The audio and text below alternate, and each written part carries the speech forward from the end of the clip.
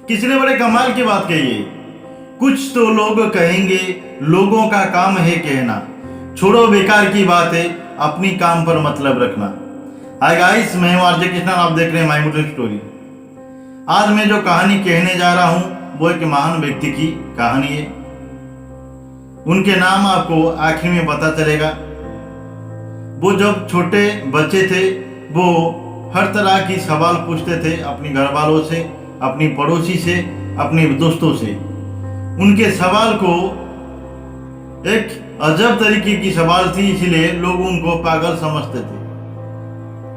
एक दिन वो अपनी क्लास में बैठे थे, उनके टीचर एक पक्षी के कहानी कहते थे। उसी समय वो बच्चा खड़े होकर बोलने लगा, टीचर, हम लोगों आसमान में क्यों नहीं उड़ते? तो टीचर ने उनको सही तरह जवाब दिए कि हमारा पंख नहीं है, इसीलिए हम आसमान में नहीं उड़ते। कुछ समय के बाद वो फिर से सवाल करने लगा, पतंग का तो पंख नहीं है तो वो कैसे आसमान में उड़ता है? ये बेहुदा सवाल सुनते ही सारे बच्चे हंसने लगे। तो टीचर को लगा कि ये बच्चा मेरा इंसल्ट कर रहा है। तो टीचर उनके पिताजी को बुलाए और बोले और उनको स्कूल से निकाल दिए। लेकिन उनको पिताजी को मालूम था कि मेरा बच्चा मूर्ख नहीं है।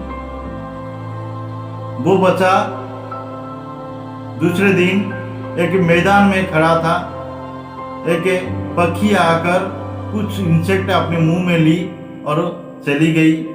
तो वो बच्चा सोचने लगा कि पक्षी ये इंसेक्ट को खाकर वो उड़ते हैं, यदि मैं उसको एक आदमी को खिलाऊंगा तो वो भी आसमान में उड़ेगा। इसीलिए वो कुछ इंसेक्ट कलेक्ट किया और उसका एक जूस बनाए और उस जूस को उनके घर में जो नौकरानी काम कर रहा था उनकी बेटी को दिया।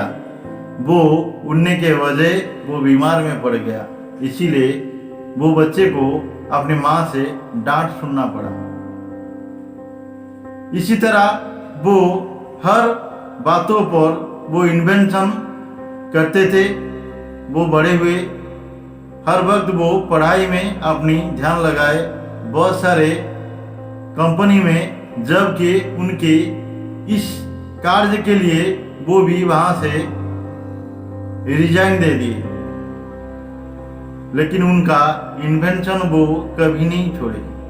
वो हर वक्त परीक्षा करते थे, हर बातों पर परीक्षा करते थे। उनका परीक्षा का समाप्त कभी नहीं होता था। वही लड़का आगे चलकर उन्होंने 1877 में ग्रामोफोन इन्वेंशन किए थे, जिसके लिए उनको राष्ट्रपति की सम्मान मिली थी।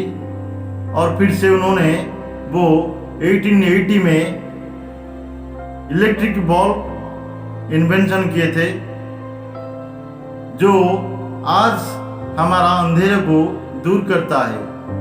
वो इस दुनिया में नहीं है, लेकिन हमारे लिए जो उजाला छोड़कर गए हैं, हम उनको सदा ही याद रखेंगे।